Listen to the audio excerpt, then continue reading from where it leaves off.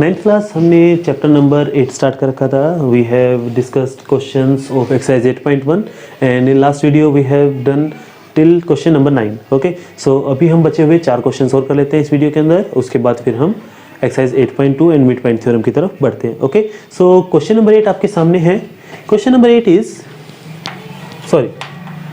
Question number 10 आपके सामने है. Question number 10 is ABCD is a parallelogram and AP and CQ are perpendicular on the from the vertex A and C. तो चलिए इसको बनाते हैं पहले डायग्राम को. We have given ABCD is a parallelogram. This is ABCD.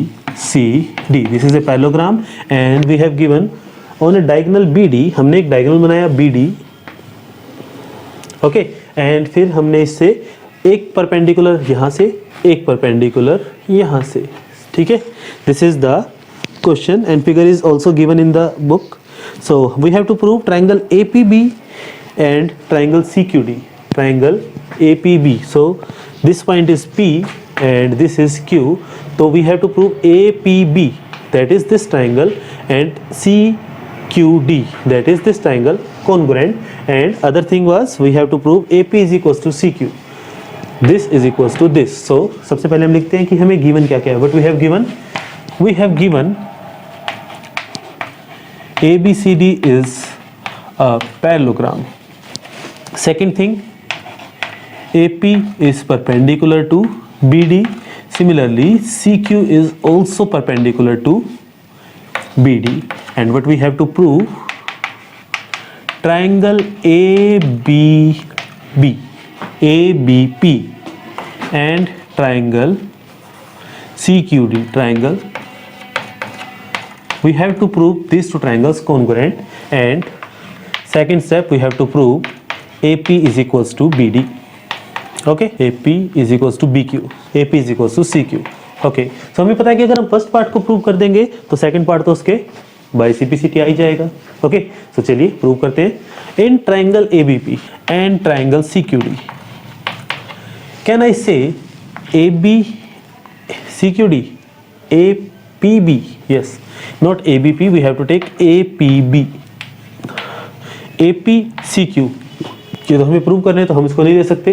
Similarly PB QD, this is not also given. ABCD, so can I say AB is equals to CD, this equal to this? Yes, opposite side of parallelogram. और हम इसमें क्या choose कर सकते हैं? Can I say angle P is equals to angle Q, 90 degree each. Okay, देखिए अब ये 90 है तो इधर भी तो 90 होगा ना.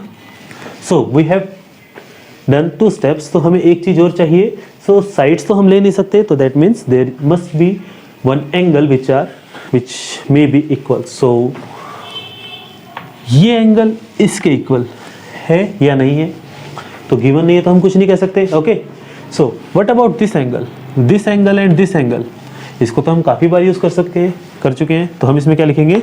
Angle AP and triangle CDB या CDQ. क्या है, दोनों इक्वल होंगे? या फिर आप इसको नाम दे दीजिए, this is angle 1, this is angle 2, और angle 1 is equal to angle 2 alternate angle, क्योंकि this is parallel to this and this is acting as transversal. So can I say angle 1 is equal to angle 2? So G क्या बन गया हमारे पास? By ASA. Okay, अब देखिए इसके अंदर एक चीज और भी है कि पहला एंगल इसके इक्वल, ठीक है, दूसरा एंगल इसके इक्वल. अगर ट्राइंगल के 2 एंगल इक्वल हैं तो थर्ड वन भी इक्वल होगा. If in two triangles, if 2 angles are equal, then third will also equal. और इसका रीजन क्या है? क्योंकि तीनों का सम कितना है? 180. एग्जांपल लेते हैं. मान लीजिए कि मेरे पास एक ट्राइंगल ऐसे है, एक ट्राइंगल इस तरह से है. मैं कहता हूँ ये एंगल 40, ये भी 40, और मैं कहता हूँ कि ये वाला एंगल 70, ये angle 70.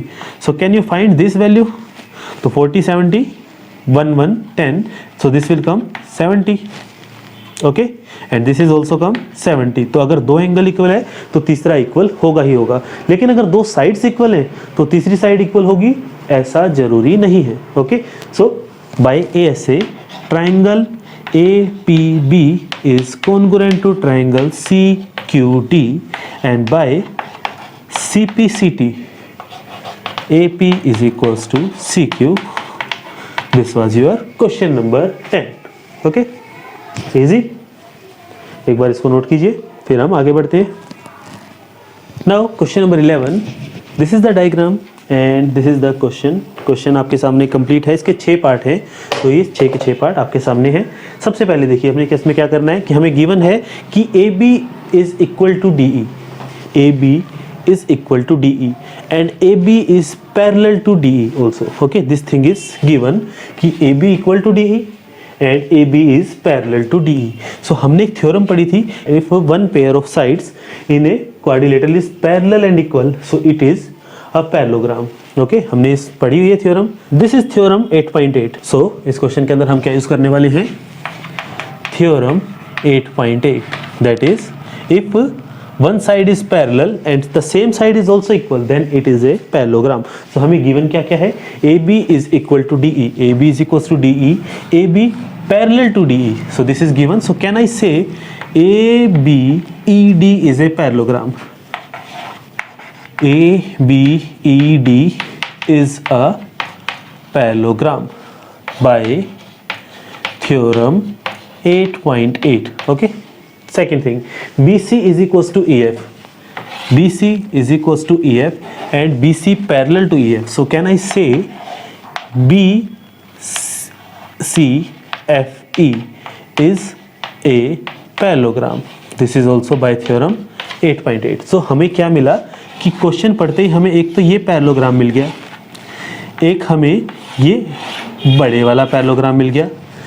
Other thing, if this is equal to this and this is a parallelogram, so this must be equal to this and this thing is equal given. So ये जो पैरेललोग्राम बना है तो ये वाली साइड इसके भी तो इक्वल आ गई. ओके, देखिए अभी तक हमने क्वेश्चन को स्टार्ट नहीं किया है कि हम इसमें प्रूफ क्या क्या करना है. अभी हम जो गिवन है उसके अकॉर्डिंग चल रहे हैं. नेक्स्ट थिंग, ये इसके इक्वल, ये इसके इक्वल, तो क्या ये दोनों आपस में इक्वल? ठीक है ना. If BE is equals to AD, कैसे? फर्स्ट पैरेललोग्राम है. ठीक है. उसी तरह से BE इक्वल टू CF, कैसे? सेकंड पैरेललोग्राम से. And BE is parallel to AD, क्योंकि ये पैरेललोग्राम है. BE is parallel to CF, तो क्या हम यहाँ से कंक्लूजन निकाल सकते हैं कि AD is equals to CF and AD is parallel to CF. तो ये इसके पैरेलल भी आ गया. तो can I say this is also एक parallelogram. So what we have third now, ADFC is also a parallelogram, क्योंकि हमने साइड्स को पैरेलल भी प्रूव कर दिया एंड इक्वल भी प्रूव कर दिया है. ठीक है. सो हमने इन तीन चीज़ों को फाइंड किया है by using what we have given and I think यही क्वेश्चन में प्रूव करना है. ओके. अदर थिंग, ये साइड इसके equal, yes it is given. ये साइड इसके equal, this is also given. क्या मैं कह सकता हूं कि this side is also equal to this? Why? Because we have proved this is a parallelogram. So can I say this triangle is also congruent to this triangle? ठीक है ना. So this was the complete knowledge of the what we have given in the question and हम इससे किस किस नतीजे पर पहुंचे, किस किस कंक्लूजन पर पहुंचे, वो सब हमने इसमें डिस्कस कर लिया है. ठीक है. तो अब आप इसमें अगर इस क्वेश्चन को पढ़ते हैं तो लेट अस चेक कि हमें क्या क्या प्रूव करना है. Okay. The first point is quadrilateral ABED is a parallelogram. ABED is a parallelogram done by theorem 8.8. Second part is quadrilateral BEFC is a parallelogram. BEFC is a parallelogram done. Okay. Third thing, AD is parallel to CF and AD is equals to CF done. Fourth part, ACFD is a parallelogram. ACFD, yes, ADFC लिखा है, ACFD लिख दीजिए. ठीक है, ये भी done. And third part is fifth part is हाँ AC is equals to DF. AC is equals to DF. This is also done. Okay. And last part is ABC and DEF are congruent. This is also done. Okay. So this is how we attempt these questions. आपको करना क्या है question को ध्यान से पढ़ना है, statement को, और उसके बाद जो जो गिवन है आप सारी नॉलेज लगा दीजिए एक बार कि हमें जो जो पता है। देखिए क्या होता है कि एग्जाम के अंदर जब हम करते हैं तब हमें चेक करना होता है कि टाइम लिमिट क्या है, लेकिन अभी हम क्या कर रहे हैं, प्रैक्टिस कर रहे हैं। ओके, सो प्रैक्टिस के अंदर हमें क्या करना है, हमें जो जो पता है, जितना हमें पता है हम सब यूज़ करते हैं, ठीक है ना। उसके बाद फिर जब आप एग्जाम में बैठेंगे तब उस टाइम पर आपको पता होगा कि आप क्या करने वाले हैं और हमें कितने टाइम में कितना पोर्शन करना है। Okay, so this is the way how to solve this questions. एक बार इसको नोट कीजिए, फिर हम आगे बढ़ते हैं। This is the last question of exercise 8.1। Question आपके सामने है कि question is ABCD is a trapezium in which AB is parallel to CD and AD is equal to BC। तो हमें गिवन क्या है कि ये इसके पैरेलल है और ये इसके इक्वल है। This is the given thing, और हमें प्रूव करना है angle A is equal to angle B, angle C is equal to angle D। तो हमें जो प्रूव करना है angle A is equal to angle B, angle C is equal to angle D, and third चीज करनी है हमें triangle ABC and triangle BAD। Triangle ABC, triangle BAD, these are congruent। तो ABC that is this one and BAD that is this one। ये triangles हमें congruent भी करनी है, एंड हमें एक चीज़ और भी प्रूव करनी है, वो है कि इसके डायगोनल्स को भी इक्वल प्रूव करना है, that is AC is equals to BD। तो अगर हम इस ट्राइंगल को कॉन्ग्रुएंट कर देते हैं तो बाय CPCT ये हो जाएगा, ठीक है। अगर हम ABC की बात करें तो ABC ये एंगल एंड BAD ये वाला एंगल, ये तो हम यहाँ से कर देते हैं, तो हम इसके अंदर यूज़ भी कर सकते हैं। तो इस ट्राइंगल को अगर हम देखें तो हम इसको बड़े आराम से कॉन्ग्रुएंट कर देंगे, लेकिन हमारा जो मेन टारगेट है वो इन दोनों एंगल्स को इक्वल प्रूव करना होगा। तो हम उस चीज़ को किस तरह से अप्रोच करते हैं, ठीक है। तो इस क्वेश्चन के अंदर एक हिंट दिया हुआ है बुक के अंदर ही, एग्जाम्स के अंदर ऐसा नहीं होता, लेकिन हमें इसके अंदर गिवन है। ओके, तो चलिए हमें क्वेश्चन गिवन है वो है extend AB and draw a line through C parallel to DA and produce at E। तो उन्होंने क्या कहा है कि हम AD के पैरेलल एक लाइन ऐसे बनाते हैं जो कि पैरेलल है, कैन वी मेक, एंड ये E के ऊपर जाके इंटरसेक्ट करती है, ठीक है। ये इन्होंने हिंट से कहा, तो हमने क्या किया, कंस्ट्रक्शन क्या की कि AD को हमने पैरेलल बनाया EC के। ओके, चलिए अब इसका प्रूफ देखते हैं। Proof, can I say AB is parallel to CD which implies AE is parallel to CD। अगर AB CD के पैरेलल है तो AE भी पैरेलल होगी, क्योंकि उसी लाइन को तो हमने एक्सटेंड किया है, ठीक है, ये पैरेलल होगी। सेकंड चीज, क्या AD और EC ये पैरेलल है, ये तो हमने खुद किया है बाय कंस्ट्रक्शन। सो अगर हम इसको ध्यान से देखें तो ये पैरेललोग्राम बन गया, अपोजिट साइड्स आर पैरेलल, तो कैन आई से which implies AECD is a parallelogram, AD is equals to EC। we can't use CPCT because that's for triangle।